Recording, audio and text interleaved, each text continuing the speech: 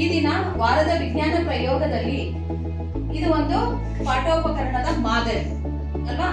ಏನಪ್ಪ ಇವತ್ತು ವಾರದ ವಿಜ್ಞಾನ ಪ್ರಯೋಗದಲ್ಲಿ ನಾವು ಯಾವ್ದ್ರ ಬಗ್ಗೆ ತಿಳ್ಕೊಳಕ್ ಹೊರಟಿದೀವಿ ಅಂತಂದ್ರೆ, ಇಲ್ಲಿ ಏನ್ ಬರ್ತಿದೀನಿ ನಾನು,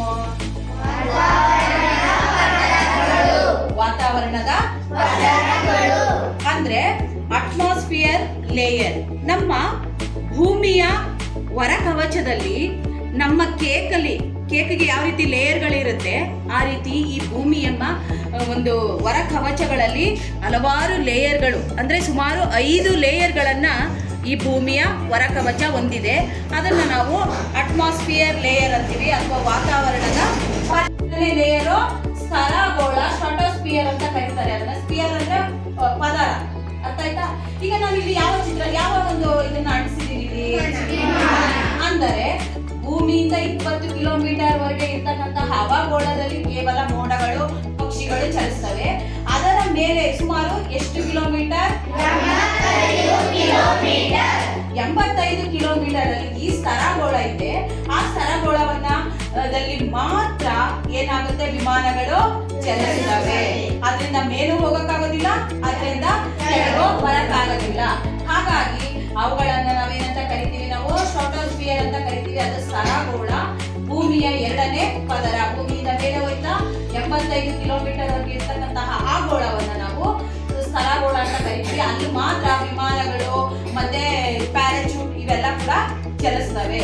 ನೆಕ್ಸ್ಟ್ 3ನೇದು ಮಧ್ಯಗೋಳ ಅಂತ ಕರೀತಾರೆ, ಮಿಸೋಸ್ಫಿಯರ್ ಅಂತ ಕರೀತಾರೆ. ಏನಂತ ಅದಕ್ಕೆ ಮಿಸೋಸ್ಫಿಯರ್. ಅದು ಒಂದು ಮಧ್ಯಗೋಳ. ಈ ಮಧ್ಯಗೋಳದಲ್ಲಿ ಇದು ಕೂಡ ಭೂಮಿಯ 3ನೇ ಪದರ ಆಗಿದ್ದು ಸ್ವಲ್ಪ ತೆಳುವಾಗಿರುತ್ತೆ. ಅಲ್ಲಿ ನೋಡಿ, ಈಗ ಇಲ್ಲಿ ಉಲ್ಕೆಗಳು ಬಿಡುವಂತಹ ಒಂದು ಚಿತ್ರಗಳನ್ನ ಇಲ್ಲಿ ನಾವು ಅಂಟಿಸಿದ್ದೀವಿ. ಆ ಪದರದಲ್ಲಿ ಮಾತ್ರ ಆಕಾಶದಿಂದ ಬೀಳ್ತಕ್ಕಂತಹ ಕ್ಷುದ್ರ ಗ್ರಹಗಳು, ಉಲ್ಕೆಗಳು ಭೂಮಿಯನ್ನ ಪ್ರವೇಶ ಮಾಡೋದಕ್ಕೆ ಈ ಗೋಳದಿಂದ ಬರ್ತವೆ. ಅರ್ಥ ಆಯ್ತಾ. ಇದು 3ನೇ ಗೋಳ, ಮಧ್ಯಗೋಳ, ಮಿಸೋಸ್ಫಿಯರ್ ಅಂತ ಕರೀತಾರೆ. ಅದನ್ನ ಏನಂತಾರೆ, ಮಿಸೋಸ್ಫಿಯರ್, ಮಧ್ಯಗೋಳ. ಆ ಭೂಮಿಯ 3ನೇ ಪದರ. ಅದು ಇದು ಪದರಗಳ ಒಂದು ಸಂಕೀರ್ಣ. ಅದರಲ್ಲಿ 3ನೇ ಪದರದಲ್ಲಿ ಅದಿದೆ. ನೆಕ್ಸ್ಟ್ ಏನಿದು, ಅಯಾನೋಸ್ಫಿಯರ್. ಅಯಾನೋಸ್ಫಿಯರ್ ಅಂದ್ರೆ ಅಯಾನುಗೋಳ. ಇದು ಅಯಾನುಗೋಳ ಚಲನೆ. ಆ ಅಯಾನುಗೋಳದಲ್ಲಿ ಹೇಗೆ ಚಲಿಸ್ತಾ ಇರುತ್ತೆ, ಅಲೆಗಳು ಈ ರೀತಿ ಏರಿಳಿತದಿಂದ ಚಲಿಸ್ತಾ ಇರುತ್ತೆ. ಅದಕ್ಕೆ ನಾವು ನೋಡಿ ಏರಿಳಿತಗಳಿರ್ತಕ್ಕಂತಹ ಈ ಒಂದು ಚಿತ್ರಗಳನ್ನು ಮೀಟರ್ ಎತ್ತರದವರೆಗೆ ಈ ಅಯಾನುಗೋಳ ಇರುತ್ತೆ. ಇಲ್ಲಿ ಏನು ನಮ್ಮ ಸ್ಯಾಟಲೈಟ್ ಇಂದ ಬರ್ತಕ್ಕಂತಹ ತರಂಗಗಳು ಚಲಿಸಿ ಭೂಮಿಯನ್ನ ತಲುಪೋದಿಕ್ಕೆ, ಈಗ ನಮ್ಮ ಕಂಪ್ಯೂಟರ್ ಇವೆಲ್ಲ ವರ್ಕ್ ಮಾಡ್ತಿದ್ದಲ್ಲ, ಮೊಬೈಲ್ ವೇವ್ಸ್ ಗಳೆಲ್ಲ, ಅವೆಲ್ಲ ಈ ಅಯಾನುಗೋಳದಿಂದ ಪ್ರವೇಶವನ್ನ ಪಡೆದು ಭೂಮಿಯನ್ನ ತಲುಪುತ್ತೆ. ಅರ್ಥ ಆಯ್ತಾ.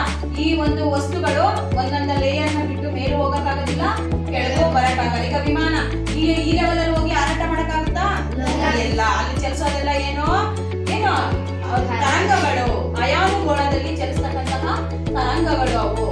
ನೆಕ್ಸ್ಟ್ ಕೊನೆದು ಎಕ್ಸೋಸ್ಫಿಯರ್. ಇದು ಭೂಮಿಯಿಂದ 10,000 ಕಿಲೋಮೀಟರ್ ಎತ್ತರದಲ್ಲಿದೆ. ಭೂಮಿಯಿಂದ ಎಷ್ಟು ಕಿಲೋಮೀಟರ್, 10,000 ಕಿಲೋಮೀಟರ್. ಇವಾಗ ಇಲ್ಲಿ ಏನೇನು ಚಿತ್ರಗಳಿದೆ, ಏನು ಸ್ಯಾಟಲೈಟ್, ಇದೇನು ರಾಕೆಟ್, ಇದು ಕೂಡ ಸ್ಯಾಟಲೈಟ್, ಇದು ಕೂಡ ರಾಕೆಟ್. ಅಂದ್ರೆ ಭೂಮಿಯಿಂದ ಒಂದು ಗಡಿ ಮೇಲೆ ಹೋಗ್ತಕ್ಕಂತಹ ಈ ಒಂದು ರಾಕೆಟ್ ಉಡಾವಣೆಗಳಾಗ್ತಕ್ಕಂಥ ಈ ವಸ್ತುಗಳನ್ನ ಮೇಲೆ ಕಳಿಸೋದಿಕ್ಕೆ ಬೇಕಾದಂತಹ ಒಂದು ವಾತಾವರಣ ಗಡಿಯನ್ನ ಪ್ರವೇಶ ಮಾಡಿ ಮೇಲೆ ಹೋಗುತ್ತೆ. ಸುಮಾರು 10,000 ಕಿಲೋಮೀಟರ್ ಎತ್ತರದಲ್ಲಿದೆ. ಇಲ್ಲಿ ಚಲಿಸ್ತಕ್ಕಂತಹ ಈ ವಸ್ತುಗಳು ಸ್ಯಾಟಲೈಟ್ಗಳು ಅಂತ, ಉಪಗ್ರಹಗಳು, ಕ್ಷಿಪಣಿಗಳು ಇವೆಲ್ಲ ಅಲ್ಲಿ ಹೋಗಿ ಚಲನೆಯನ್ನ ಅಷ್ಟು ದೂರ ಹೋಗಿ ತಲುಪ್ತವೆ. ಮತ್ತು ಮೇಲೆ ಒಂದು ಚಿತ್ರವನ್ನ ನೋಡಿದ್ರಿ, ಇದನ್ನ ಬಾಹ್ಯಾಕಾಶ ಅಂತ ಆಕಾಶದಲ್ಲಿ ಇರ್ತಕ್ಕಂಥ ಆಕಾಶಕಾಯಗಳು, ಇವೆಲ್ಲ ಏನಂತೀವಿ ನಾವು, ಅದನ್ನ ನಕ್ಷತ್ರಗಳು. ಇದು ಯಾರು, ಸೂರ್ಯ. ಎಲ್ಲ